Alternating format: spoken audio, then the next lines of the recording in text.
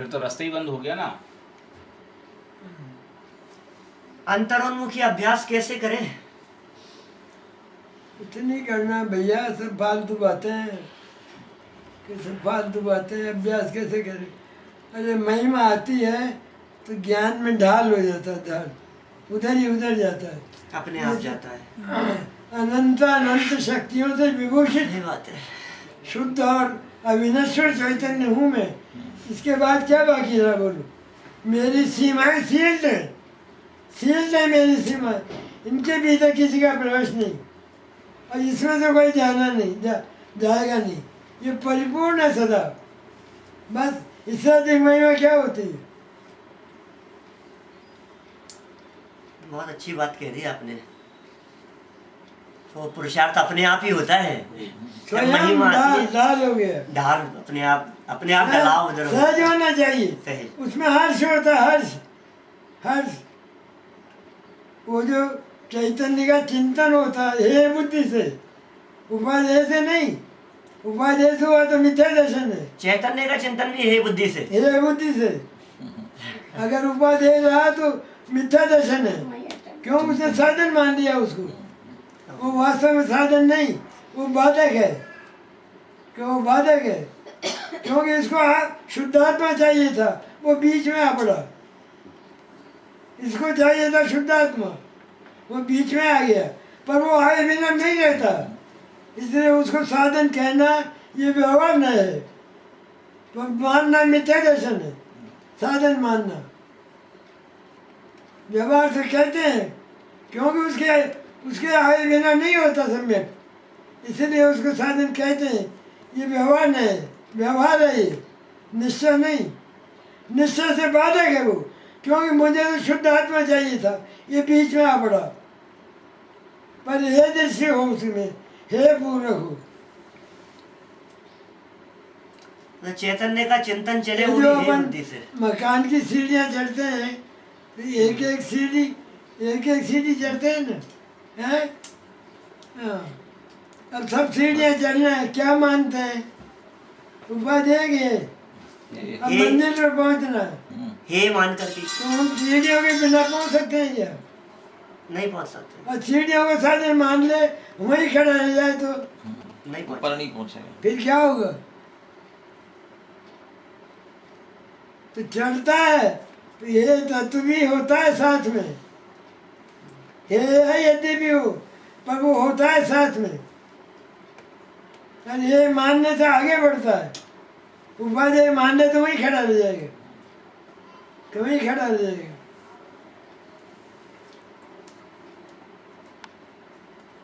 साधन मान लिया चिंतन को, वो तो मिथ्या दर्शन हो गया। ये मिथ्या दर्शन हो गया।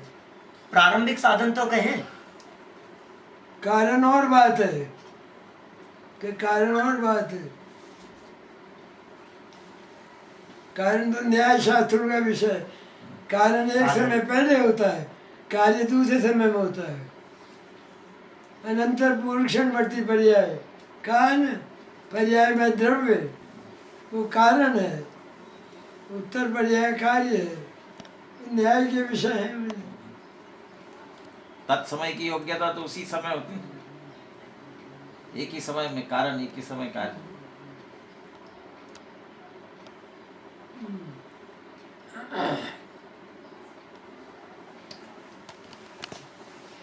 मूल बात है ये, ज्ञान को कष्ट मत दो। ये भी पढ़ा, ये भी पढ़ा, ये भी पढ़ा, ये नहीं पढ़ा, ये नहीं पढ़ा, हो गया काम, भटक गए। उधर क्रिया संसार परिभ्रमण हो गया, क्रियाकांड का भी दिनवाणी निषेध, के नाम पर कि संसार परिभ्रमण हो गया। तो क्रियाकांड का निषेध करके स्वाध्याय करो कहा था। अब आप ज्ञान को भी कष्ट नहीं दो कहते, फिर करे क्या? क्रियाकांड का निषेध, निषेध मैंने कहा ना, अरे निषेध मैंने है। हाँ। वो ये हो तो भी होता है, हाँ आवश्यक हो तो, बराबर। निमित्त हो तो, हाँ, तो उसी तरह से स्वाध्याय भी होता है। सब होता है।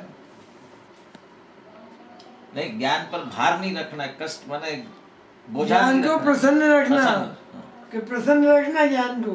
लेकिन ज्ञान तो सदा ही मुझे निर्माण प्रयोजन रहता है। बहुत शुद्ध आत्मा है, उसमें थकान नहीं लगती उसको। चिंतन जो है विचार है, विचार, उसमें थकान है, थकान चिंतन में। तो वो चिंतन और विचार जब तक रहता है तब तक कार्य नहीं होता। जब कार्य हो जाता है तो ये खत्म हो जाता है, ये खत्म हो जाता है। कल शादी है, शादी कल, आज सबके सब उसका विचार करने बैठे, बोलो हो गई शादी? कहाँ जाना है, बारात कहाँ करना, क्या बनाना, क्या हो गई शादी? नहीं होगी। फिर और कल जब कार्य में परिणित हुए तो ये विचार राग नहीं रहा, राग विचार, पूरा हो गया। विचार राग है, कार्य हो गया, कार्य हो गया। उपलब्धि हो गई शुद्ध आत्मा की, विचारों की क्या जरूरत है? विचार तो थकान है, कि थकान है वो तो, हे है वो तो। चिंतन और विचार एक ही बात है। ज्ञान के विकल्प, ज्ञान के, राग के नहीं, ये ज्ञान के विकल्प की बात है।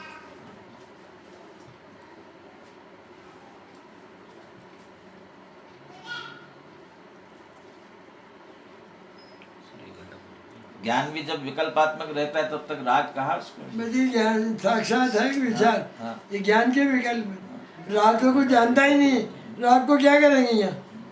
वो जानता है कि शुद्धात्मा के स्वरूप।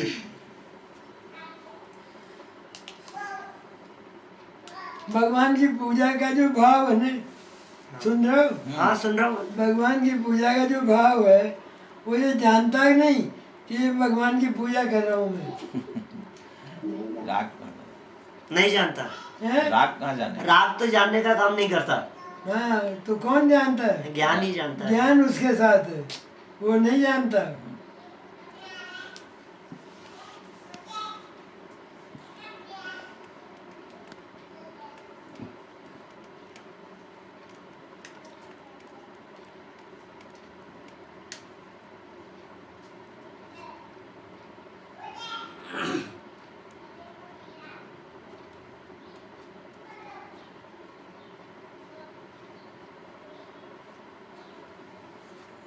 देखो नए चक्र का है ना, एक बहुत सुंदर है नए चक्र का। तच्चा नेसन काले सम्यम बुद्धेदि युक्ति मत्तेन नो आराधन समय प्रत्यक्षो अनुभवे जन्मा। आत्मा को अणु का अणु, तत्व के अनुसंधान काल में संयम बुद्धि युक्ति मत्तेन, युक्तियों से, युक्ति के बिना तत्व ज्ञान नहीं होता है। बिना युक्ति के, आज्ञा से मान लोगे नहीं होगा कोई। एक तरफ रख दो सबको, भगवान को एक तरफ, गुरुदेव को एक तरफ, सबको एक तरफ रख दो। बिना युक्ति के नहीं होता है तत्व ज्ञान। तो तत्वान्वेषण काले संयम बुद्धि युक्ति मत्तेन, युक्ति पूर्वक समय को अर्थात आत्मा को विचार करता है। संयम बुद्धि नो आराधन समय, आराधना के समय नहीं, अनुभूति के समय नहीं। प्रत्यक्ष अणु है जन्मा, क्योंकि आत्मा प्रत्यक्ष होता है। अणु का आत्मा को अणु प्रत्यक्ष होता है आराधना के समय, अनुभूति के समय।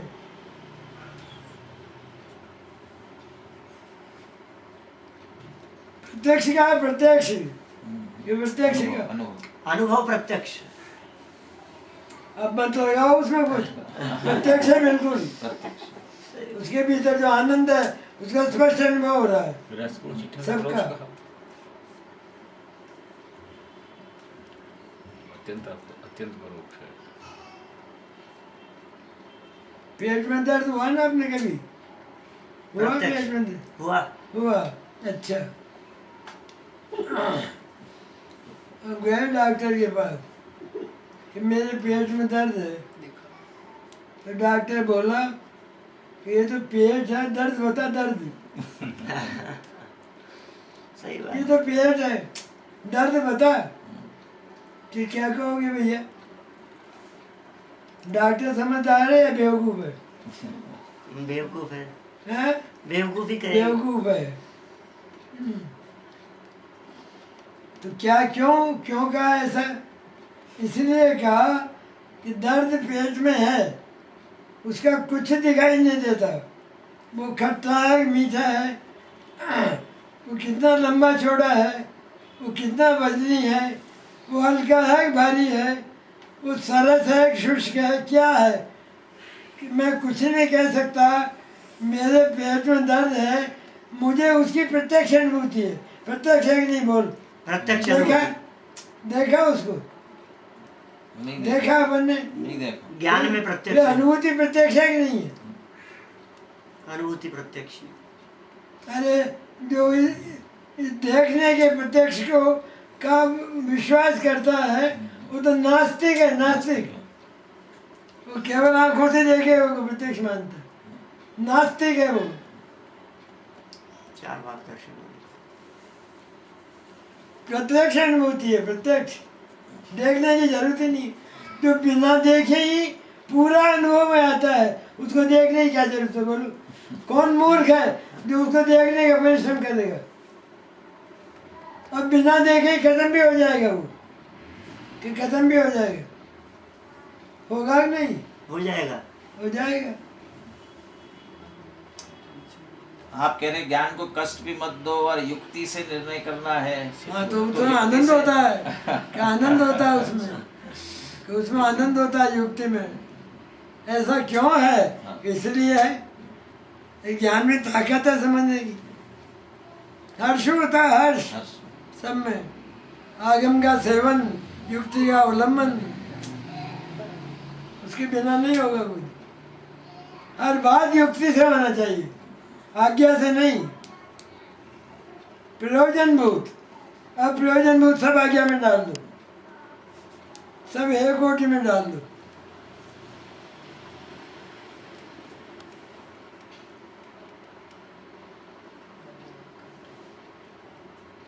ज्ञान तो निर्भर ही रहता है, ये मानता है भार।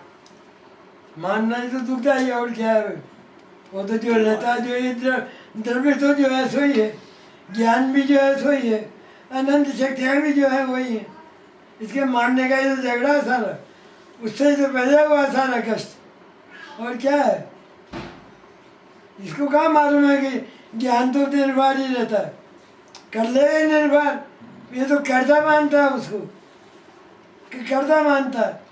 मैं ज्ञाता और ये जगत मेरा ज्ञेय, तो अपने को कर्ता माना, जगत को कर्म माना। तो अपराध तो श्रद्धा का है, ज्ञान का क्या दोष है? दोनों का है, कि दोनों का है। ज्ञान का पहला दोष है, पहले ज्ञान में होता है स्वच्छ स्वच्छ निर्णय। पहले आत्मा का स्वरूप महिमा पूर्वक स्वच्छता से ज्ञान में जानने में आता है, कि ज्ञान में जानने में आता है। ज्ञान अगर नहीं जाने तो श्रद्धा उसको फॉलो नहीं करती। ज्ञान जो निर्णय करता है ये है शुद्ध आत्मा, वही श्रद्धा चिपक जाती है। ये श्रद्धा का काम। ज्ञान पूर्वक होती है वो श्रद्धा, दोनों साथ होते हैं सम्यक तो। पर ये ज्ञान जितने को आत्मा की महिमा आई है वो ज्ञान, वो पहले स्वरूप का निर्णय करता है, तो श्रद्धा उधर जाती है, कि उधर जाती है श्रद्धा। ज्ञान के अभाव में होने वाली श्रद्धा, उसको कहा अंधविश्वास। गधे के सींग के समान आया, हाँ। आया कि नहीं आया? आया वो 17-18 में। हाँ।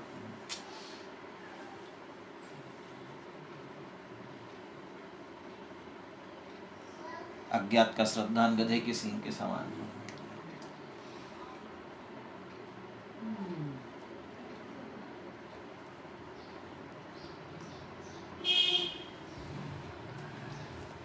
उसका क्या अर्थ है? 17-18 में जो है आवाल गोपाल, ये अनुभूति स्वरूप भगवान आत्मा, आवाल गोपाल सबके अनुभव में सदैव सर्वत्र अनुभव जानने में आने पर भी, ये इसका क्या अर्थ है? इसका भगवान आत्मा जानने में आ रहा है, क्या अर्थ है इसका? बोलो शांति क्या पढ़ाओगे लड़कों को?